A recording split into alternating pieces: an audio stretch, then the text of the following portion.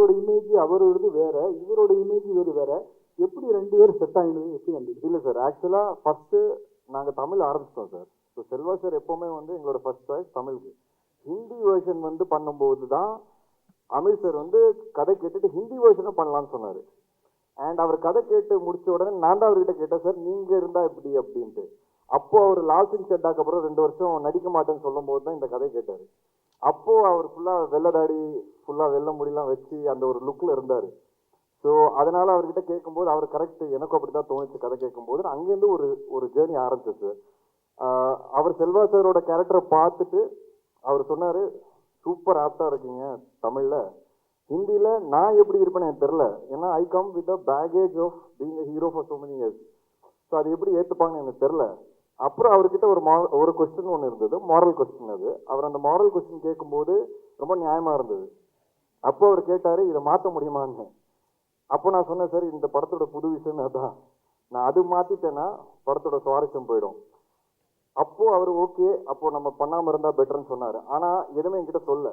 என்கிட்ட இந்த கூலி படத்தோட ரிலீஸ் வரும்போது நாங்கள் ஒரு நைட் ஒன்றா உட்காரும் போது தான் சொன்னார், உனக்கு என்கிட்டயே மாற்ற முடியாதுன்னு சொல்கிற தைரியம் இருந்தது பார்த்தியா, அதுதான் எனக்கு பிடிச்சது அப்படின்னாரு.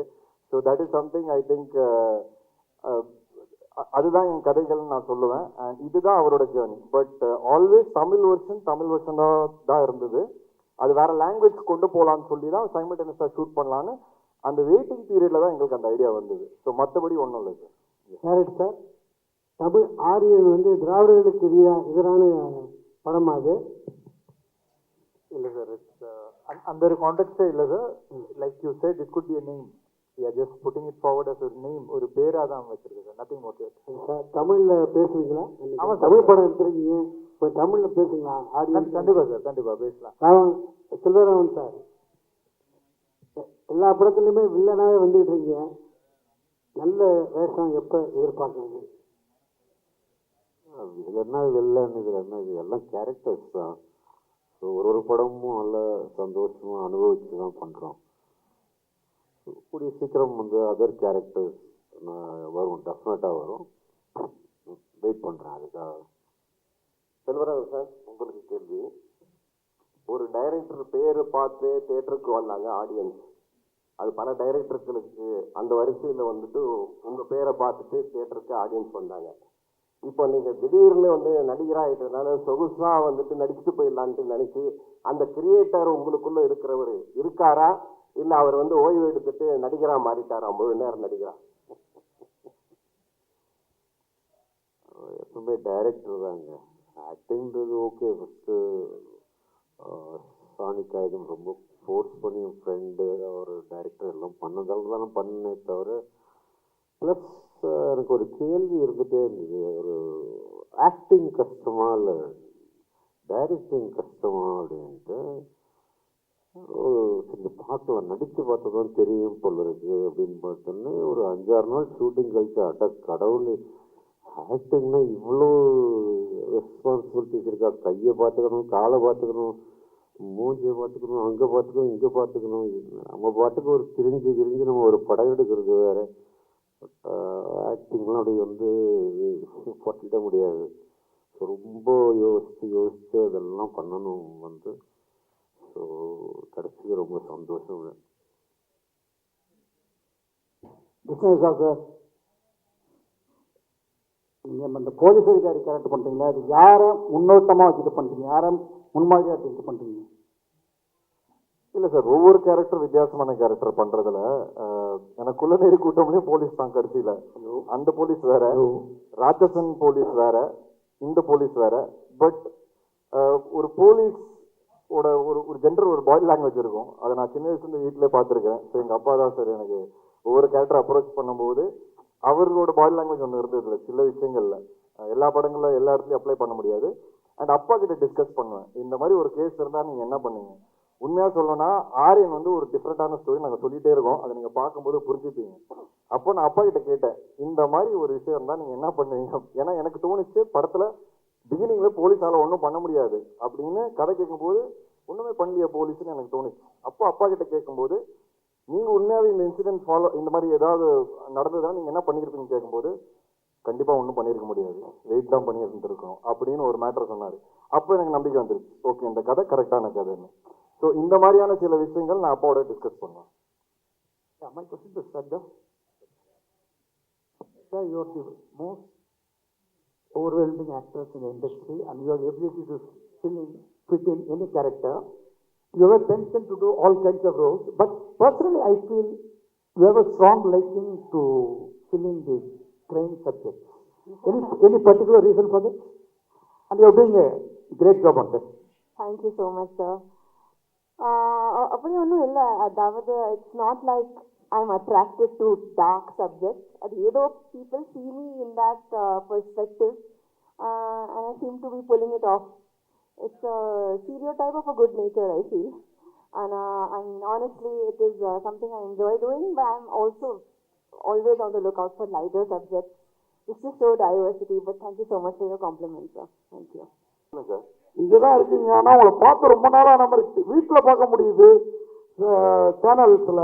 அதனாலதான் சினிமாவில் கேட்பேன். ஏன்னா நீங்க ஒரு நல்ல நடிகர், என்ன சொல்ல போனா ஹீரோக்கு ஈக்குவலான நடிகர். நீங்க எந்த ஹீரோவா இருந்தாலும் ஏன் சினிமாவில் ஒரு கேப் விட்டு வச்சிருக்கீங்க இப்போ? இல்லை சார், அது நானாக எதுவும் பிளான் பண்ணல சார், அதுவாக உங்களுக்கு தெரியும். ஆக்சுவலாக என்ன சொல்லணும்னா உண்மையை சொல்லிடுறேன். இப்போ கேட்டிருக்கீங்க, என்னோட ஃபர்ஸ்ட் ரிலீஸ் கலகலப்பு, அதுக்கப்புறம் பார்த்தீங்கன்னா பீஸா, சூதுகோவம், ஜெகர்தண்டா, இன்டர்நெட் நாளை, யாமருக்க பயமே. ஸோ நான் என்ன நினச்சேன்னா இப்படி தான் இருக்கும் சினிமான்னு நினச்சேன், எல்லாமே பிளாக் பஸ்டர். அதுக்கப்புறம் இந்த ஜேர்னியில் தான் பார்த்தேன் அப்ஸ் அண்ட் டவுன்ஸ் எல்லார் கெரியர்லையும் இருக்கும் அப்படின்ட்டு. விஷ்ணுக்கு நல்லா தெரியும், நிறைய வாட்டி நான் விட்டுட்டு போயிடணும்னு முடிவு பண்ணிட்டேன். சினிமா வேண்டாம் எனக்கு, நான் இது மாதிரிலாம் பார்த்தது இல்லை. இந்த மாதிரி ஏன்னா சக்ஸஸ்ஃபுல் ட்ரீட்மெண்ட் வர மாதிரி இருக்கும், டவுன்ஃபாலில் ஒரு மாதிரி இருக்கும். பட் நான் போயிடணும்னு நினச்சேன். விஷ்ணு தான் பிடிச்சி இல்லை நீ பண்ணு, இப்படி தான் இருக்கும் கெரியரில், சில படம் நல்லா வெற்றி பெறும், இதில் மிக்ஸாக தான் இருக்கும், பட் போகாத நீ நல்லா ஆர்டிஸ்ட் அப்படின்னு சொல்லி என்னை எழுத்து பிடிச்சி இப்போ எப்படி பண்ணியிருக்காருன்னா அவரோட கம்பெனிலேயே அடுத்த மாதம் டேட்டில் ஆச்சுருக்கு எனக்கு வந்து தெரியும். ஸோ கட்டாகு சித்துவும் இன்னொரு படமும். ஸோ அப்படி ஸ்டார்ட் பண்ணி விட்டு இன்ஜின் இப்போ கொஞ்சம் நல்லாவே ஃபார்மில் இருக்குது வண்டி. கண்டிப்பாக இன்னொரு 2-3 இயர்ஸ் நல்லா ஓடும். ஜிடி நாயுடு படத்தில் நான் ஒரு முக்கியமான ரோல் பண்ணுறேன். அதுக்கு காரணம் விஷ்ணு தான். ஏன்னா ஓஹோ இந்த பேபியில் நான் ஒர்க் பண்ண பார்த்துட்டு கிருஷ்ணா சார் என்னை கூப்பிட்டாரு.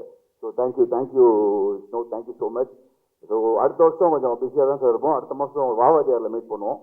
ஸோ இன்னும் 2-3 இயர்ஸ் நிறைய படங்கள் பண்ணுவேன்னு நினைக்கிறேன். தேங்க்யூ. வாழ்த்துக்கள் சார். தேங்க்யூ. சார் விஷ்ணு சார்ட்ட கொடுங்க சார். இப்போ கேட்டாங்க, நான் முன்னாடியே அந்த கேள்வி உங்கள்கிட்ட கேட்டிருக்கிறேன், உங்களுக்கும் டைரக்டருக்குமான கேள்வி இது. அந்த ஆரியன் வந்து திராவிடர்களுக்கு எதிரான படமான்னு கேட்டாங்க. திராவிடர்கள் கொண்டாடுற படமா இருக்குமா ஆரியன்? ஏன்னா இங்கே ஒரு இது போயிட்டு இருக்கு, அதனால தான் கேட்குறோம் சார். என்னோட வியூ கொஞ்சம் இந்த மாதிரி விஷயங்களில் கொஞ்சம் different sir. I believe everybody is a human being first. I think that நம்ம ஒரு காலங்காலமாக ஒரு விஷயம் இருக்கிறதுனால நிறைய டிவிஷன் இருக்குது சார் மக்களுக்கு நடுவில். பட் எல்லாருமே end of the day human beings தான் சார். ஸோ இந்த படம் எல்லாருக்கும் பிடிக்கும்னு நான் நம்புகிறேன். இந்த என் பையன் பேர் சார், அதை நான் எதுவுமே யோசிச்சு வைக்கல, என் ஒய்ஃப் தான் வச்சாங்க. ஸோ அது எதிரா ரைட்டா ராங்காலாம் எனக்கு தெரியாது சார். என் ஒய்ஃப் ரஜினி, எக்ஸ் ஒய்ஃப், அவங்க வந்து ஆரியனோட அம்மா, அவங்க தான் இந்த பேரை செலக்ட் பண்ணாங்க. ஸோ அதனால வந்து எனக்கு நீங்கள் இப்படி கேட்டீங்க சொல்ல தெரியாது. என் பையனோட பேர் சார் எல்லாருக்கும் பிடிக்கும் சார். கண்டிப்பாக சார். டைரக்டர் சார் உங்கள் பதில்? சார் அதே தான் சார். பட் அது இந்த படத்துக்கு ரிலீஸுக்கு அப்புறம் நான் டீட்டெயிலாக பேசுகிறேன் சார். அப்போது கொஞ்சம் டீட்டெயிலாக பேச முடியும், அதனால தான் சார். செல்வராகவன் சார் உங்களுக்கு, ஏன்னா உங்களை இந்த மாதிரி இடத்துல தான் கேட்க முடியும், பார்க்க முடியும், அதனால தான் ஒன்றும் இல்லை சார்.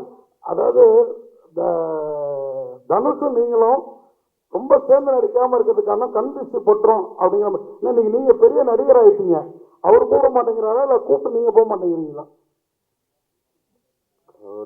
ஒரு படம் தாங்க கூப்பிட்டாரு, அதுக்கப்புறம் கூப்பிடவே மாட்டேங்கிறாரு. நானும் பார்க்கும்போதெல்லாம் சொல்கிறேன், ஏதாவது ஒரு படம் சொல்லுங்க தான்.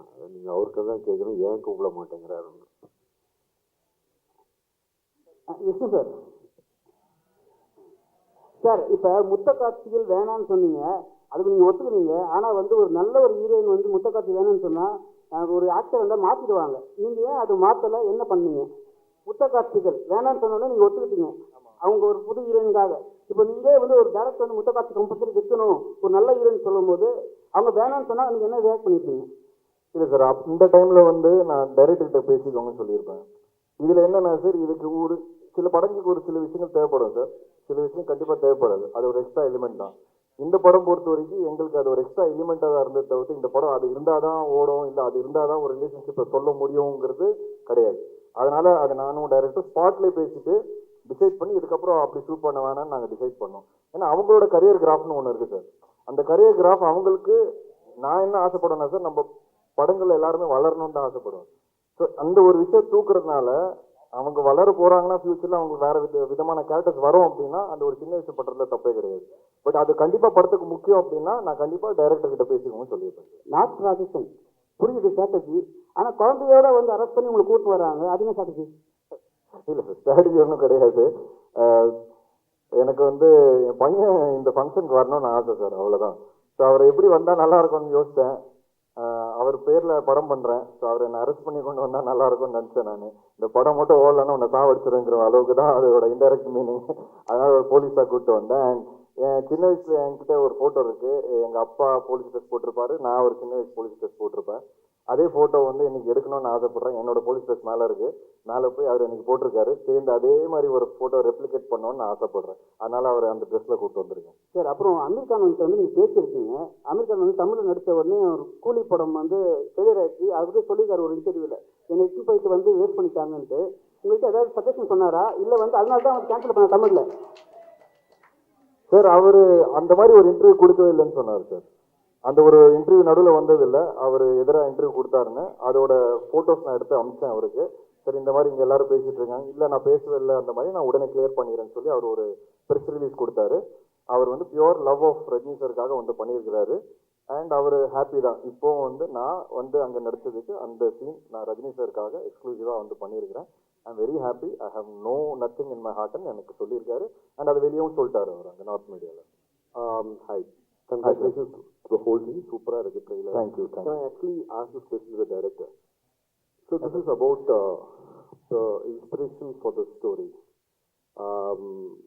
Ideally, I should be asking both of you because both of you scripted it together. Can you throw a little more light on what sparked off the idea, the amount of time that went into writing the script, and how you came up with the whole concept?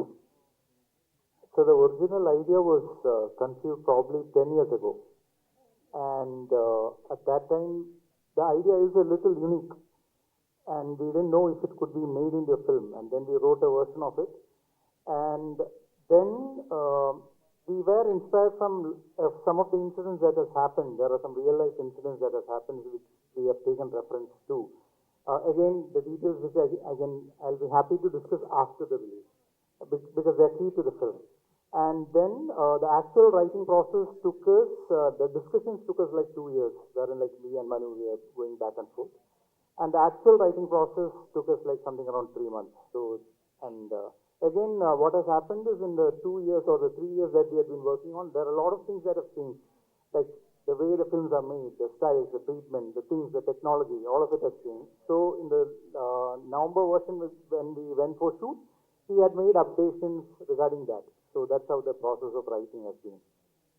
Sir விஷ்ணுவிசாரத்துக்கு ஒரு கேள்வி sir. இங்கே sir sir படத்தில் உங்களோட character பேர் வந்து அறிவுடை நம்பி அப்படின்னு இருந்துச்சு. அந்த நேம் பேக்கில் பார்க்கும்போது ரஜினி சாரோட பேர் வந்து அந்த பழைய தில்லுமுள்ளு படத்தில் வந்து அந்த அறிவுடை நம்பி இருக்கா, அதை வச்சுதான் வச்சுங்களா ரஜினி சார் கோசம் வைக்கணுமேன்றதுக்கு, இல்லைன்னா நீங்கள் யதார்த்தமாக வச்சது? இல்லை சார், நான் அது டிசைட் பண்ணல, டைரக்டர் தான் டிசைட் பண்ணாரு. ஸோ இதை அவர்கிட்ட நான் கொடுத்துட்றேன். இப்போ டேரக்டர் சொன்னால் நல்லாயிருக்கும்.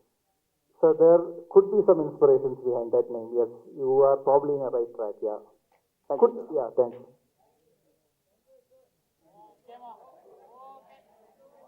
Thank you for அவர் சார் ஏதோ கேட்குறாரு கடைசி.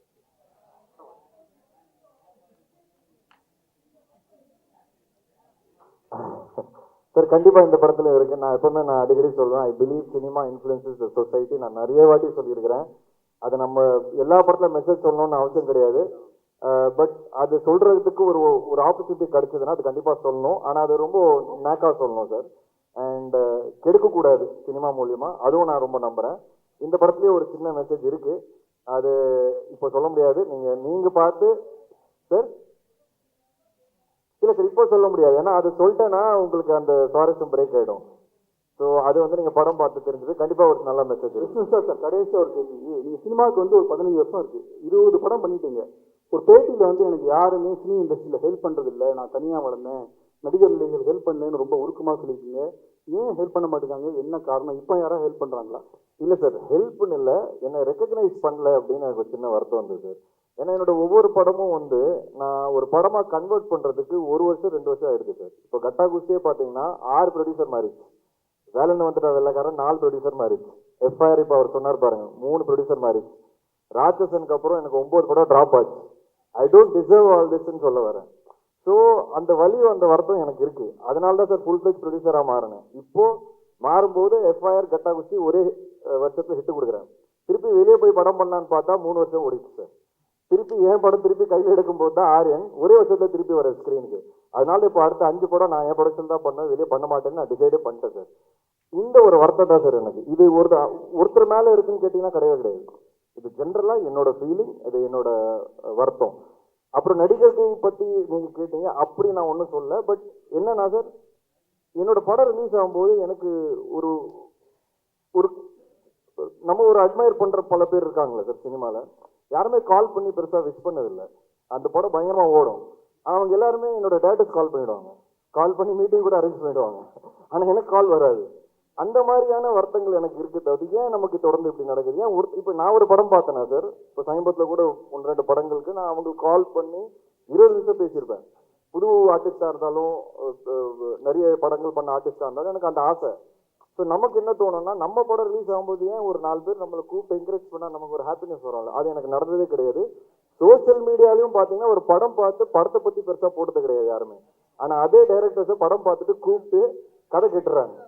ஸோ இந்த வழிகள் எனக்கு கொஞ்சம் கொஞ்சமாக இருக்குது சார். அது என்னன்னு எனக்கும் புரியல. So I'm just trying to figure out. ஒரு நாள் கண்டிப்பாக I will also come to a place where I get that encouragement and respect from people around. ஏன்னா சப்போர்ட் பண்ணியிருக்காங்க சார். இனிஷியலில் முண்டாஸ் பட்டி அந்த டைம்லாம் நிறைய விஷால் அண்ட் ஆர்யா வந்து ஜீவா படம் ரிலீஸ் பண்ணாங்க. பட் அது என்னன்னு தெரியல, கொஞ்சம் வருஷமாக அது நடக்கல. எனக்கு என்னென்னு ஒன்றும் maybe I have to do better films, bigger ஃபில்ம்ஸ்னு எனக்கு தோணுது சார். அதான் சார், அது டைரக்ட் ஓடிடி ஃபிலிம் சார். அதுக்காக தான் எடுத்தேன். அதனால வந்து அதுக்காக வெயிட்டிங். அது எப்போ ஓடிடி ஸ்ட்ரைக் ஆகுதோ நான் கண்டிப்பாக டைரக்ட் ஓடிடி கொண்டு வருவேன் சார். ஜிப்ரான் சார் இங்க கொல்லாவே கொள்ளை அழகாலே அந்த பாட்டு ட்ரெண்டிங்ல இருக்குது. இந்த பாடல் உருவான சூழல் சொல்ல முடியுமா?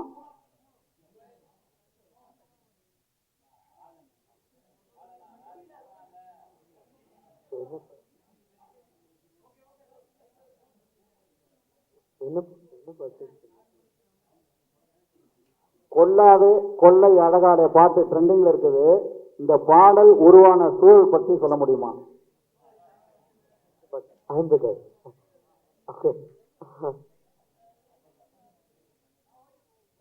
ஆமாம் ஆமாம், அந்த கை. ஓகே. இல்லை சார், இல்லை நான் ஆக்சுவலி சீன்ஸ் பார்த்து தான் பண்ணோம். அண்ட் எப்படி சொல்கிறது, சரி ஓகே. இல்லை சார், பிகாஸ் ஒரு ஃபர்ஸ்ட் லவ் பற்றி ஹீரோ கேரக்டர் வந்து ரொம்ப சீரியஸான ஒரு கேரக்டர். அண்ட் அவரோட கேரக்டர் சேஞ்சஸ் இந்த பாட்டில் மட்டும்தான் அவர் கொஞ்சம் சிரிப்பார். ஸோ அதனால் அவருக்குள்ள ஓகே லவ் வந்து ப்ளூம் ஆகுது அப்படிங்கிறத வச்சு தான் அந்த கான்செப்ட் பண்ணோம். ஸோ ஆக்சுவலி 2 ஆப்ஷன் கொடுத்தேன், 2மே எடுத்துக்கிட்டாங்க. அப்படிதான் வந்துச்சு. ரொம்ப நன்றி ஜிப்ரான் சார். ஒரு குரூப் பிக்சருக்காக